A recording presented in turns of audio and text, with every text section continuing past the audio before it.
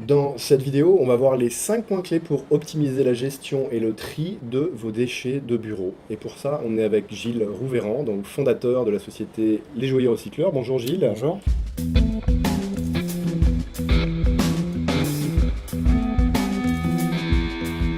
Alors avant d'aborder les 5 étapes, je vous invite à vous inscrire à la newsletter en cliquant sur le lien qui se trouve dans la description juste en dessous de cette vidéo. Inscrivez-vous aussi à la chaîne en cliquant en bas à gauche ou en bas à droite sur le petit onglet pour recevoir les prochaines interviews. Pourquoi aujourd'hui c'est un sujet très important? Pourquoi est-ce qu'il faut s'y intéresser? Alors, nous, on s'est rendu compte qu'en fait, aujourd'hui, il y a une conscience qui se crée au niveau des citoyens, qui s'est vraiment développée dans ces dernières années, où on fait attention à questions environnementales, et cette conscience est transférée vraiment au niveau de l'entreprise. Aujourd'hui, on se demande, je fais des choses à domicile, pourquoi je ne fais pas plus au sein de mon entreprise? Donc ça, c'est une première chose. Ouais, Une seconde chose, c'est qu'il y a une loi qui est passée sur la transition énergétique qui oblige aujourd'hui ok. les entreprises de plus de 20 salariés Ouais. à recycler depuis le 1er janvier 2018. C'était les entreprises de plus de 50 salariés au 1er janvier 2017 Alors et voilà, 100 personnes l'année précédente. Donc il y a vraiment c'est une loi de une- plus en plus contraignante. voilà, exactement, Donc une c'était 100 évolution. salariés, c'était devenu 5 Passé à jusqu'à 50 50, jusqu'à 20 aujourd'hui. et maintenant Donc toutes les on voit qu'on entreprises jusqu'à diminue 20. vraiment le seuil. Donc ça veut dire que ça concerne vraiment la majorité des salariés Ok. aujourd'hui en France Et ça oblige de plus en plus d'entreprises du coup. à recycler. Et ça concerne donc 5 flux de déchets Ouais, qui sont les flux donc, de papier, de plastique, de métaux, de verre et de bois. Donc d'accord. c'est vraiment pour les entreprises tertiaires, c'est tout ce qui va être voilà, papier, type gobelet, canette, bouteille, bouteille en plastique ou en verre qui les concerne. Maintenant qu'on a compris pourquoi c'est intéressant de se pencher sur le sujet, alors il y a peut-être d'autres raisons. Il y a vraiment l'envie de recycler concrètement, enfin, au Ouais, quotidien. Et après, il peut y avoir des impacts d'image et un côté fédérateur très fort pour l'entreprise, d'accord. où les salariés sont contents voilà, de recycler. C'est comme une brique du bien-être Ouais. au travail. Ils se sentent Euh, plus utiles peut-être dans le fait de faire ça. Exactement, c'est-à-dire que c'est vraiment le rayonnement positif de l'entreprise est vertueux. Le fait de faire ça, voilà, on perçoit son entreprise d'une meilleure manière, si je puis dire. D'accord. Alors pour mettre un projet comme celui-ci et le réussir, mettre ça en place, Oui. on commencerait par une première étape qui serait laquelle? Alors, tout d'abord, c'est l'établissement d'un diagnostic, tout simplement. Mhm. C'est comprendre, avec notre société Les Joueurs Scolaires, combien de personnes il y a dans les locaux d'entreprise et quels sont les déchets que l'entreprise souhaite recycler. D'accord. Donc, concrètement, l'entreprise peut être, je sais pas, 50 personnes et souhaite recycler, par exemple, ses papiers, ses canettes et ses bouteilles. Ok. À partir de là, on va pouvoir définir combien de box de recyclage on va installer dans les locaux et à quels endroits.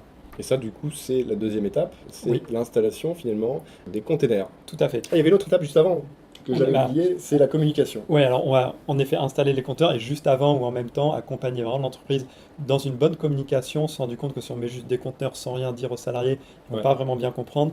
Donc il faut bien les embarquer dans le processus Ok. en expliquant voilà, comment on recycle les déchets, où ils sont recyclés, qui on est, comment on les collecte dans les locaux. Donc ça va être un ensemble de documents plus une présentation orale aussi, par exemple le jour de l'installation. Plus il y a de transparence, d'informations, d'explications, Ouais. plus les salariés vont s'y mettre.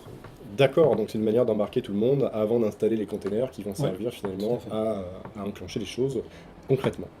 Alors la quatrième étape clé, finalement c'est la collecte elle-même. Ouais, là on rentre vraiment dans le concret, c'est-à-dire qu'on a installé des conteneurs. Ils se remplissent petit à petit avec les déchets du quotidien des salariés Ouais. et nous on passe les collecter à fréquence régulière pour garantir voilà, que tout fonctionne bien, que l'entreprise n'ait rien à faire Mhm. et on garantit le bon recyclage. Donc c'est-à-dire qu'on va peser de tous ces déchets D'accord. qui ensuite, c'est l'étape suivante, va nous permettre d'envoyer un reporting tous les mois et tous les ans à la société pour lui dire ce qu'elle a recyclé et dans Alors quelle voilà, quantité. ça c'est la dernière étape, effectivement, le reporting. Donc c'est un reporting mensuel. Oui, À la fin de l'année, vous avez un reporting annuel qui cumule en fait l'ensemble exactement. des Puis, pesées. mensuellement, c'est vraiment informatif et après annuellement, c'est un certificat qui Mhm. concrètement, on revient au point de départ qui était l'obligation là, légale, Ouais. permet de justifier qu'on a bien recyclé quelle quantité de déchets. Et qui assure finalement la traçabilité Tout à fait, de l'ensemble. exactement. On va résumer les bénéfices finalement pour les entreprises à rentrer dans cette démarche-là.